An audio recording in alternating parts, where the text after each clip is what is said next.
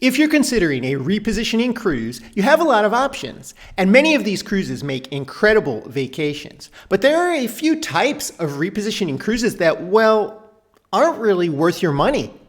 So I put together a list of 11 unbelievable repositioning cruises that you can book in 2026. And I'm going to tell you why I left a few off the list. I'm Gary with Optimal Cruising, bringing you fresh cruise advice, money-saving hacks, and secret strategies the cruise lines don't advertise.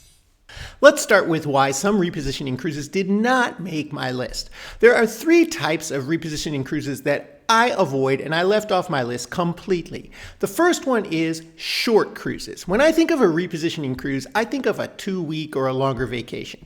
And if I have to buy one-way airfares to get back home, it's really not worth it to go on a 2 or 3 day cruise from, say, Vancouver to Los Angeles or vice versa when they're moving the ships into the Alaska market or out of the Alaska market. Now, a lot of people do like these short cruises. There are other ones on the East Coast as well. The second type of repositioning cruises that I left off my list are those for ships that are going into dry dock. Because when a ship is going into dry dock, it needs some work. It's worn down probably, the rooms need to be refurbished, at least the main areas, the carpeting, other things need to be polished on that ship. It's getting a facelift, it's getting a makeover in dry dock. If you ride that ship to dry dock, you're spending 2 weeks on a ship that isn't the best one out there. So I avoid those because if I'm going to take a ship that's in dry dock, I'm going to take it out of dry dock after it's done and it's completely fresh. Even if it's an old ship, once it's been refurbished, it's nice to be on. But I don't want to take that old ship going into dry dock. And the third type of repositioning cruise that you should avoid are those that are going to or from obscure Caribbean islands. These cruises tend to be packed with a lot of locals and not so much American tourists because locals, especially in the Caribbean, use this as a way to get to and from Europe. It's much cheaper for them than flying. And if you're on that ship, you're not going to feel so much like the vacation vibe you're used to on a cruise. Instead, it's going to feel more like you're on a shuttle transporting people from one place to another. It's just a different vibe. It can still be a good cruise, but those are ones I avoid. Now, I'm going to get started with our first set of repositioning cruises on this list. But first, if you've been on a repositioning cruise before, let me know in the comments. I want to know what your experience was.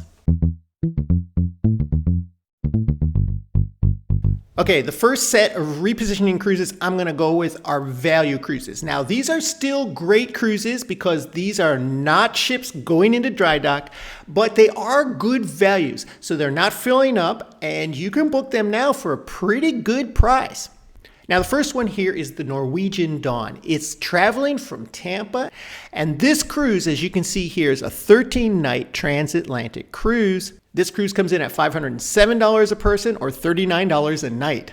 Now, it leaves out of Tampa on April 5th, which is a great spot to leave out of because you get to go under the sky bridge. That's always a nice treat. And then, as you can see here, it's going to stop in Great Stirrup Cay. So it's going to stop in Norwegian's private island for a day. And then you're going to have a lot of sea days. And then you're going to end up in the Azores for 2 days. 2 stops in the Azores, which is awesome. Those are incredible islands to explore. The next value cruise is on the MSC Grandiosa, a 14-night cruise out of Port Canaveral that ends up in Barcelona. As you can see here, the price is $524 per person or $37 a night. This cruise leaves Port Canaveral on April 18th, and it stops in Miami for a day, and then it stops in St. Martin, which is a great stop in the Caribbean on your way overseas. You get 1 stop in Portugal, and then you end up in Barcelona. So this cruise doesn't have as many stops, but it's still a great itinerary. Keep in mind, too, that for these cruises, I'm quoting you the interior room-based price, which you can, of course, upgrade to a balcony if you'd like. And a lot of people love the balconies on these repositioning cruises. But as you can see, the base price is a lot cheaper than most cruises, and the balcony price is going to be cheaper than you would pay per night on any typical Caribbean cruise as well. This next deal I have is on the Carnival Freedom, a 13-night transatlantic cruise, but this one starts in Europe in the fall. If you can see here, it leaves Barcelona and ends up in Orlando. It is only $569 a person or $44 a night. It departs Barcelona October 17th, and you end up in Port Canaveral on the 30th. What a lot of cruisers like about transatlantic cruises that go this direction towards the US is that you gain an hour every day instead of losing an hour on your sea days. And if you look at the itinerary here, it's not bad because it has a few stops in the Mediterranean and even in Gibraltar, which is a unique one. Not too many ships go there. So if you do one of these cruises, you hit some unique spots that a typical cruise in Europe or the Mediterranean won't stop at. One bonus for anybody booking the Carnival Freedom Repositioning Cruise is that it is coming out of dry dock for this cruise and coming back to the US. So you'll be on a ship that was newly refurbished, and a lot of the areas on there will feel like new. Coming up, I have several cruises on this list with more exotic itineraries, including destinations like the Panama Canal, Japan, Australia, and New Zealand. But first, we've got a few more value cruises to cover.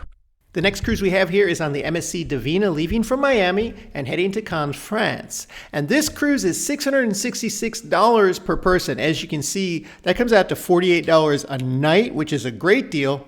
And this ship was recently refurbished a year back, so it's not a brand new ship, but it should have a pretty new feel to it. This ship leaves Miami on April 9th, and as you can see here, it has a stop in the British Virgin Islands, another stop in the Canary Islands, Barcelona, and then ends up in France. And then here we have a Holland America line, the Statendam, on a 13-night repositioning cruise. As you can see, this one is $749 per person or $58 a night. If you're a Holland America fan, this is a great deal for almost a 2-week cruise. It leaves on April 4th from Fort Lauderdale and ends up in London, England. And as you can see, they stop in Bermuda, which is unique. Not too many transatlantic cruises do. They have to be going up north in order to stop there. If you are considering a repositioning cruise, what cruise line do you think you'd prefer to go on? Let me know in the comments below. This one here is on the Sun Princess, and it's a 15-day transatlantic. And as you can see, this cruise leaves out of Barcelona and ends up in Fort Lauderdale. This cruise leaves on Halloween, so you're out of Barcelona on Halloween. That's kind of interesting. And then you're going to have some stops in the Mediterranean. So you can see here, you stop in Malaga, Gibraltar, Seville. These are great ports to visit and not ones that common Mediterranean cruises hit. So sticking with the princess theme, we have the Sky Princess on another 15-night cruise leaving from England back to the US in the fall. This one is $939 per person or $63 per night for that interior cabin. Now, this cruise leaves England on November 5th to make its way towards Port Canaveral, and it also has some unique stops along the way. As you can see, they're going to make another stop in Portland, England. They're going to make a stop in Spain, Portugal, a stop in the Canary Islands, and then you're going to have a number of sea days before you get to Port Canaveral, Florida. And then we have a more unique option here with the Carnival Miracle. This is a 16-night cruise that actually starts and stops in the US, but it goes through the Panama Canal, which is kind of a bucket list cruise for a lot of people. And the fact that it starts in Seattle and ends up in Galveston, Texas is not a bad deal at all. You can get on this cruise for $944 per person. And as you can see here, that only amounts to $59 per night per person. This cruise leaves Seattle on September 26th, and you have a lot of sea days on this itinerary, but part of it is actually watching that ship go through the Panama Canal, which is really amazing. So far, most of these cruises have been good values. They're really good deals. But there are some great repositioning cruises that are a bit more exotic and a bit more pricey as a result, but definitely worth it. And if you want a great vacation, wait until you see this last section. Speaking of deals, we keep a weekly updated list of the best cruise deals you can book right now. And we have everything on there from Caribbean cruises to repositioning cruises. If you'd like us to email you a copy, just put deals in the comments. Put deals in the comments and we'll send it to you. These last 3 cruises on my list are a bit more exotic, but if you want to see some different parts of the world, this is the way to do it. These are some incredible cruises, and the price isn't even all that bad for what you're getting. Let me show you. So the first exotic cruise here is on the Sapphire Princess, and this one leaves out of Los Angeles and ends up in Tokyo. But take a look. The cost of this cruise is around $1,600 per person, but it only comes out to $85 a night. This cruise leaves LA on November 22nd. However, you start out with a bunch of sea days, but you're going to get a good layover in Hawaii. So you're going to be in Kahului, that's Maui. You're going to be in Hilo and Kona. Those are both stops on the Big Island. You're going to be in Honolulu, and then you're going to be on Kauai. And then you do hit a lot of days at sea. You do cross that international date line, which is kind of an interesting experience. And then you end up in Japan. This next cruise is an 18-night cruise on the Celebrity Solstice. For this one, you have to fly to Honolulu. But hey, maybe spend a little time in Hawaii before you get on the ship. But it's going to take you all the way to New Zealand. This is a crazy cruise and kind of one of those bucket list ones you got to try once. It's a bit more expensive at about $2,500 per person. As you can see here, that's about $137 per night, but it's definitely worth it, especially looking at the itinerary here. Now, this cruise leaves Honolulu on September 29th. And as you can see, you're going to have several days at sea, but you're going to hit Tahiti, you're going to hit French Polynesia.